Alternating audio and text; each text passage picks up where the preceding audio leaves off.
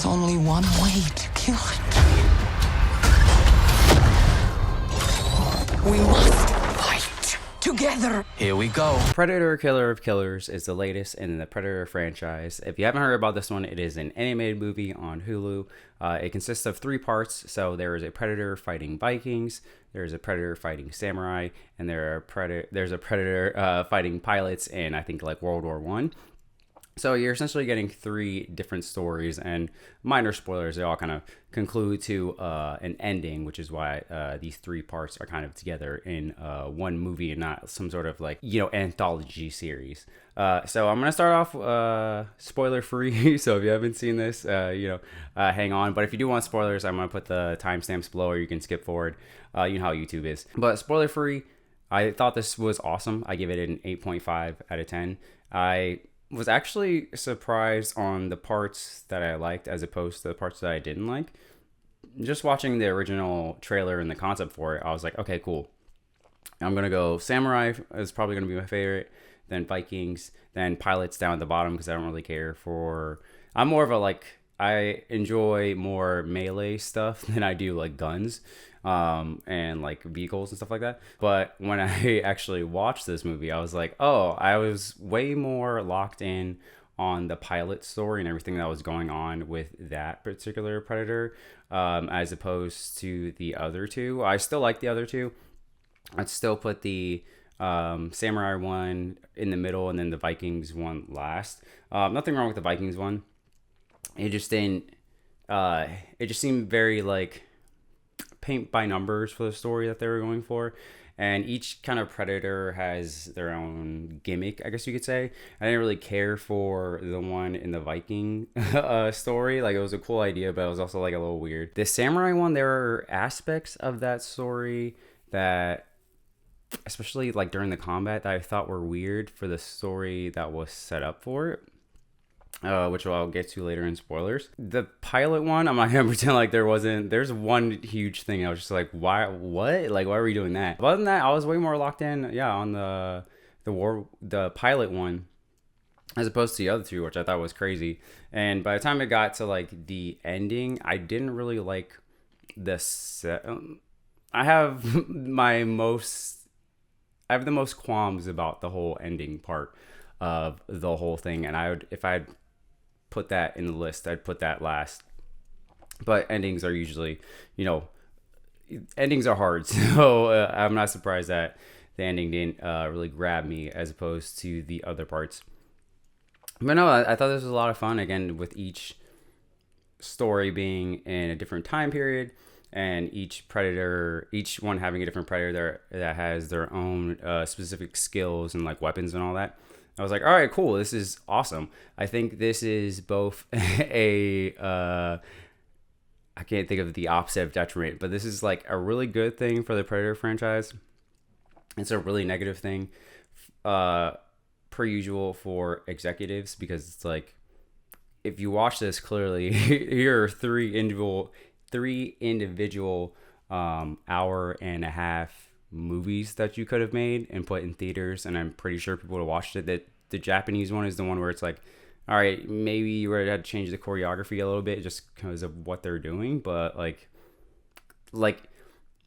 especially since Prey came out, I feel like everyone keeps going, hey, just take a Predator and drop it in a timeline and let's make it cool and we'll pay to go watch it. And for some reason, they will not do that. But they did that in this animated movie, and it was a great idea. So yeah, I highly recommend watching this movie if you haven't seen it. Let me know which one that you like when you do watch it, if you haven't watched it yet. But I do want to get into spoilers, so if you haven't seen this movie, it's probably your time to dip and then come back later. Again, let me know after you've watched it which of your 3 is the favorite parts, and which Predator do you like more, because you might like one part but you like a different Predator more than the other ones. So let me know. But we're gonna get into spoilers, so in 3, 2. All right, so I'm gonna start the ending because, like I said, I had a lot of problems with it. I like the idea of the kind of contest of champions, because I feel like, especially since like Predators with an S, the fact that they set up like, oh, there's the larger predators, but they kind of do their own thing. They're like, we will kidnap you and put you on our island and or our planet or whatever, and hunt you down. I was like, all right, cool. That's different than, the very first movie where it's like they're hunting them, or even the second one, they're hunting them on Earth. So having this tribe, clan, whatever, be like, no, we go and get the winners of the ones that we send down to Earth, and then we have them fight to see which one is like the best human for our fun. Or who knows if it's just humans, but you get that, yeah, for our fun. I was like, all right, cool. But it was very much like watching them trying to be like, no, we got to work together. It was like, and then by the time they do start working together, then suddenly stories love to do this. Like, oh, you help someone out, and suddenly now we're the best of friends. And she's willing to risk her life and jump off the plane for them. And she's like, yeah, my friends are going to escape. Like, they beat you. We beat you. It's like, we're jumping the shark, not jumping the shark, but like we're speeding things up too fast. As much as I said that the pilot one is my favorite of the three parts, I didn't like that the guy randomly could figure out alien technology. So the fact that he figured out the little wrist gauntlet, I mean, she did that in Prey too, but the fact that he figured that out, but then immediately figured out how to get on their like little hover car thing, and it was riding around like it was like he'd done it before. I was like, I don't like this at all. So the whole human aspect of that last part, I was like, I don't need any of this. But I did like, again, the concepts of the champions fighting each other. I did like the big predator that's like, yeah, you guys are gonna fight for my amusement. And the fact that there was this, I don't know if it's a clan or tribe that likes to do this. It sets up, again, that not all the predators are in the same camp. There are different, sects, essentially, maybe. I did think the ending was a little crazy. By the ending, I mean, like, when they get the ship, they fly off, and then he sends off, like, 30 to go get them. I'm like, you only needed to send, like, maybe 3 tops, maybe 5 if you want to get crazy. But I was like, we're doing a little too much here. But I do like the fact that I left that open for potential sequel if they wanted to do more. And, of course, I'd be remiss if I didn't talk about the Easter. Well, I don't know if it's a really Easter egg. They make it very blatant. But the fact that the girl from Prey is frozen in one of these tanks, waiting for her turn to do her first fight. Who knows if she's already won one? I think it would be interesting if she had already went through the like round 1 and they were like, nah, we're gonna keep you because you're like almost like a Coliseum type thing, like gladiators. They're like, no, we're just gonna keep having her fight for our amusement. But if you didn't know, and you're probably like, wait, didn't Prey end with her, just kind of going back to the tribe or whatever?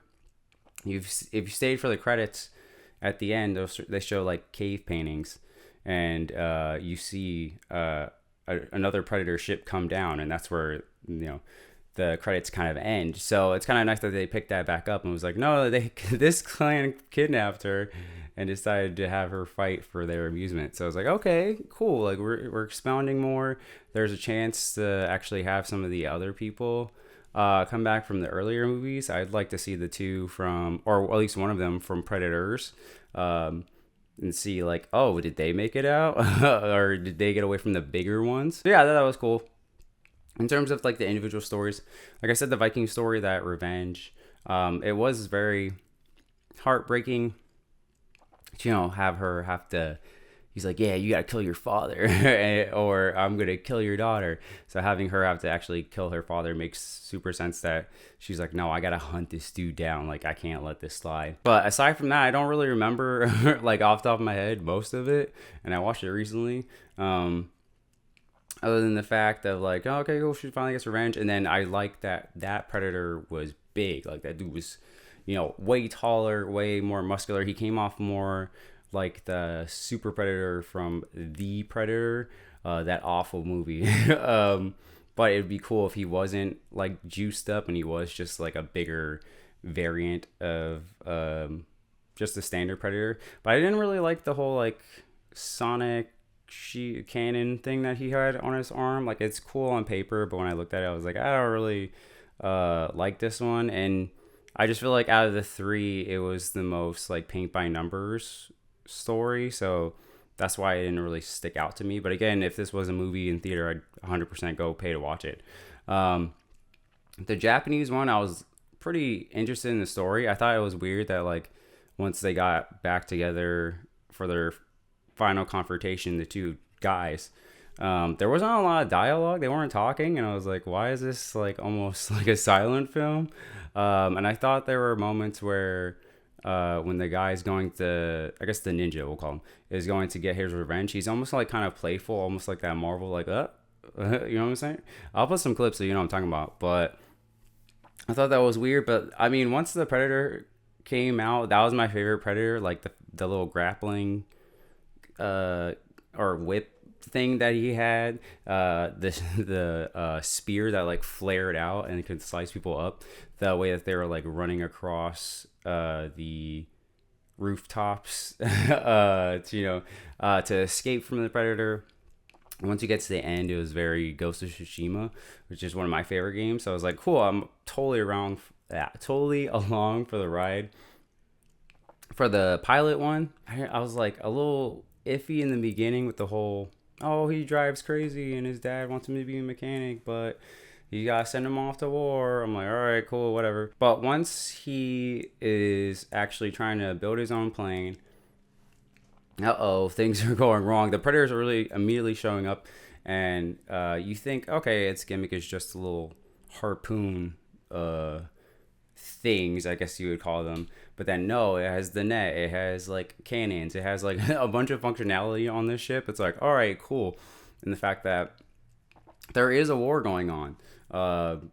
So even though he's being attacked by this alien, there is also the looming threat of just the other side of this faction, and just the aerial maneuvers and all of that I thought was so cool. But my biggest problem was this dude kept getting out the plane, and I'm like, I'm pretty sure that's not how this works. I know there's it's a movie, you suspend your disbelief, yada yada, but I was just like, I'm pretty sure like like you pass out when you're that high up without oxygen. But I mean, I don't know. I guess people do jump out of planes, but I don't think they go that high. I don't know. I just thought that was weird. But I like that he used his little maneuver, even if it did make sense to, have his, engine hit the thing and have it explode. So I just, for the three stories, the pilot one was definitely the whole time. Like once he got into the air and things were going, that I was just like, this is awesome. You know what I'm saying? It's almost like if you did, what's that Tom Cruise movie? I can't think of what it's called. But you put a Predator in there. I can hear the song Danger Zone, but I can't think of what the movie's called. Top Gun. So yeah, again, I think this movie was super cool. Again, I didn't really vibe too much with the human part of the ending, but I liked everything else surrounding it. And again, this is just a test case for the fact of like, hey, this is what you should have been doing, but in a live action sense. Like, just take a Predator, put it in a time, not zone. Put it in a, I can't think of the word.